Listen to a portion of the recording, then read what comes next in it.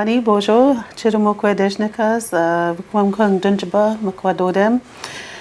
My name is Susan Manitwabi, and I'm originally from Birch Island, Wawaskinaga. My parents were Art and Violet McGregor Ba, and I grew up there, 9 of us, 9 children. And in the early years, as I was growing up, I spent a lot of time with my grandparents. I was sent to live with my grandmother. We called her Nookomis, and she lived just a little ways from us in a small house, a 20 by 20 cottage. And my parents sent me there because they said I needed to look after my grandmother. But it turns out that instead of me looking after her, she looked after me. My grandmother was in her 70s at the time, and she was nearly blind, and she had a wood stove and a Coleman lamp and no running water. So in the morning she would wake up and she would make me breakfast, and then I would go to school. And at the end of the day, I'd come home and there would be food ready for me. So it really wasn't a lot of work that I had to do. And when I reflect on that experience, I think, I was there not because I needed to look after my grandmother, but mainly to give my grandmother some purpose in life, and that was for her to be able to look after me. Another memory I have of my childhood is going to visit my other grandmother. Her name was Julia McGregor, and she was lived up on the hill, and there was a general store there. And my grandfather, William McGregor, he was chief of our community for about 35 years. But I was sent to stay with my grandma during the day, and I'd get up early in the morning and go up to her house, and she would get me to do a lot of chores. Wash the clothes and hang them out and then iron them. And in those days we had this great big iron, made of iron, that you put on the wood stove with a little wood handle, and you click it in, and then you iron your clothes. And when that got cold, you'd put that iron back and get a hot one. And so everything had to be ironed in those days. We ironed our tea towels and our dishcloths and our t-shirts and undershirts, and everything got ironed. And so I spent my day cleaning and ironing, and spending time polishing the floors. She had beautiful, beautiful wood floors, and it wasn't just that squirt stuff that you use these days. You had to get down and you had to put this paste on the floor, and you had to let it dry, and then it had to be polished. So that was quite a lot of work. And we'd also go out picking berries, and go up behind the house where she lived, and there was blueberries up there, or we'd pick strawberries or raspberries. We'd also go pick out some sweetgrass, and I remember those times very fondly. Although I worked hard, we had some really good discussions, her and I. We'd play cards, we'd play euchre. She taught me how to play euchre, but I think that she must have cheated because she won all the time. But I caught on after a while, and she couldn't cheat me anymore. But in our conversations when we were playing euchre, she would talk about our family, different people that were in our family, my aunties and uncles and people that have passed on. And I think that was a really important part of getting to know who I was as a person, as an Anishinaabe Kwe, is to know your place in our history. And I was named after my auntie Susan, and she passed away in a car accident. And so that history was really important to us. my grandmother on my mother's side, she came from Doganing, which is South Bay, in Wikwamukong. And they came over, her great-grandparents came over from Green Bay, Wisconsin in the Indian Wars. And they fled from that area and took up residence in Doganing in South Bay. So my mother's from South Bay. I have connections to there, and I have connections to my home in Birch Island, Wawaskinaga. I think it's really important because these days our young people don't know where they come from. My mother, she went to Spanish residential school, and she was there for a number of years, and she learned a lot while she was there. She learned how to cook and sew, and she eventually did nurse's aid, and she did that for a while, and then she married my father. And then there was 9 of us. They raised 9 children, and when I was growing up and I was ready to move away, she said to me, promise me one thing. And I said, what is that? She says, promise me that no matter what you do in this life, that you'll go to school and get an education.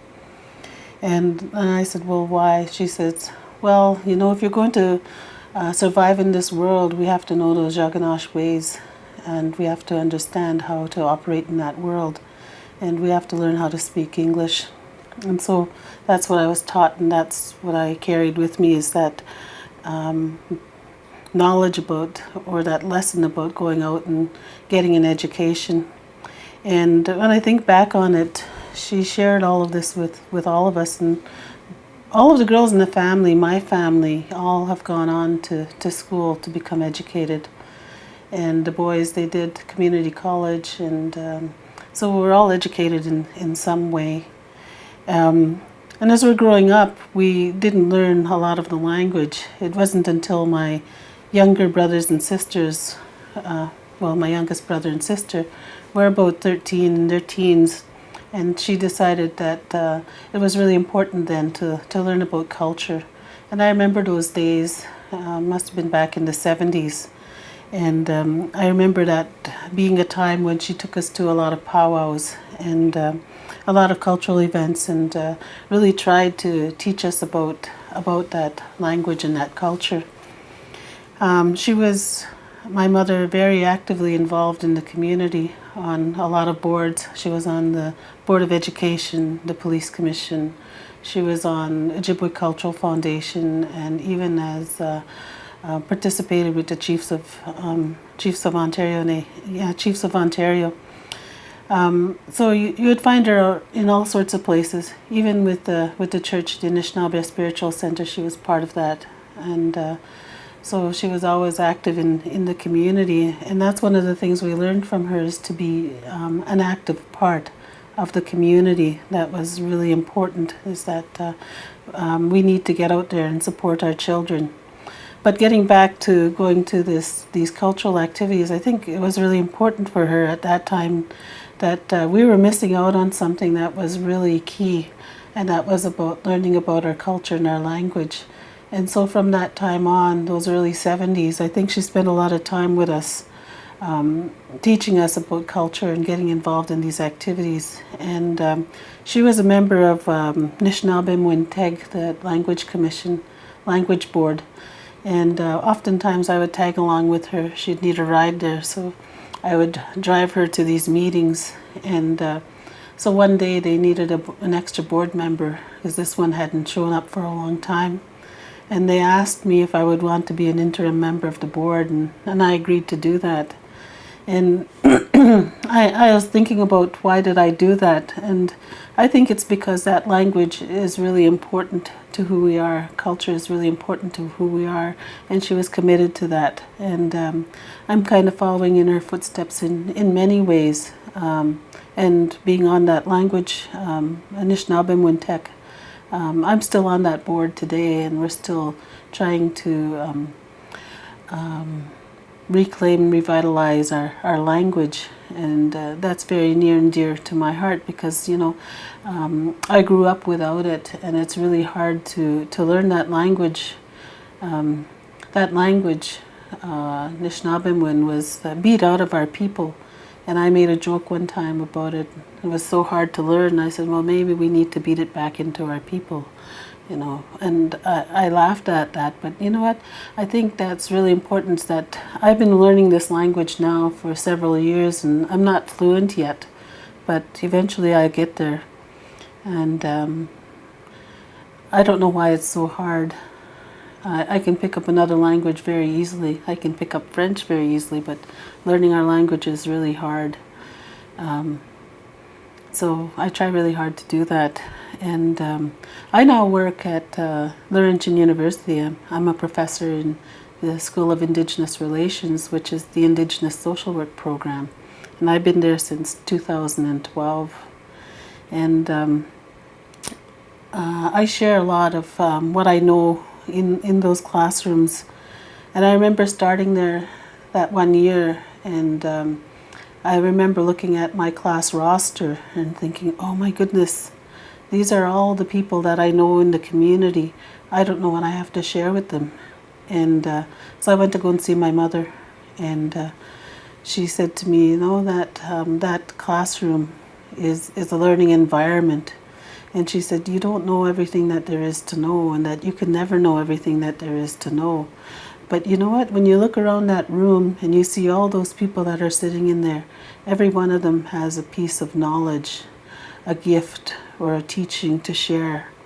And she said, you need to be the facilitator of that knowledge, and not the expert in it. And so that's how I teach my courses now, is trying to facilitate that knowledge. And when I don't know something, I tell people, I don't know this, but I'll find out for you. And that's honesty. Those are one of our teachings, is around honesty. And another teaching is around respect. And what I've been taught about respect is that when we see people for the very first time, we have an impression of them, but we don't respect them. Respect comes from getting to know that person again. Respect comes from getting to know that person at a deeper level. And in fact, if you look at the word respect, it is actually two words, one, re, meaning again, and spect, to look at. And so when we look at people again, we gain that respect for them. And so that's one of the things that I learn and that I try to do in my classrooms, is to create a respectful sharing environment, and to be really honest and to model something for our students, because you know, if we don't have those models, then how are they going to learn how to be in this world?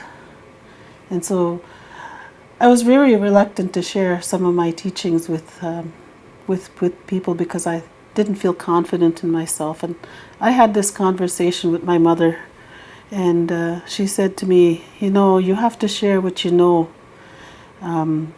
And I said, well, I don't feel ready. And she says, well, you need to get ready. She says, because I'm not going to be here forever.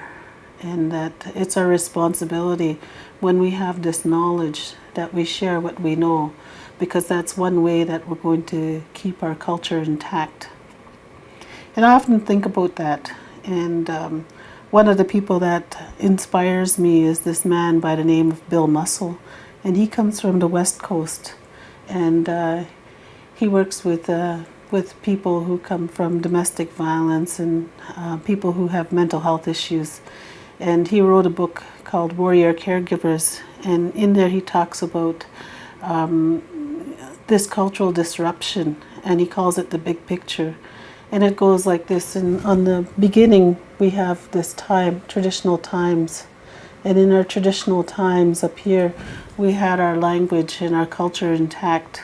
But as we went through colonization, things happened to us along the way that brought us down to the bottom. We lost our language, we lost our culture, we lost our way of life. And those things are things like the residential school and the Indian Act and the 60s scoop, the child welfare system. And we're down here and almost lost all that we know.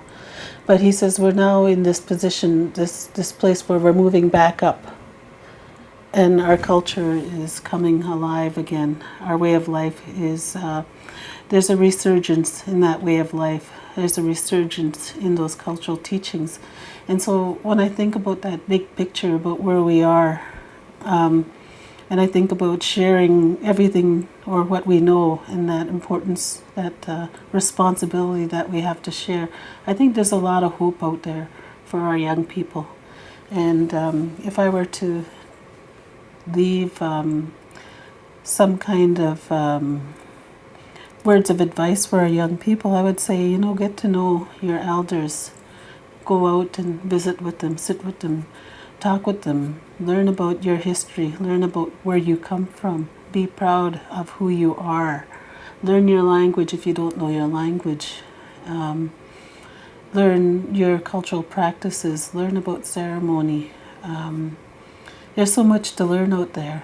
And I think that sometimes when we learn about culture, there's a lot of people out there say it has to be done this way. But, one of the teachings that my mom shared with me was that there isn't a right way or a wrong way of doing something. You go with what's in your heart here, and if you follow your heart, whatever you say or whatever you do, and if you do it in a good way, you'll do things as they're supposed to be. Miigwech.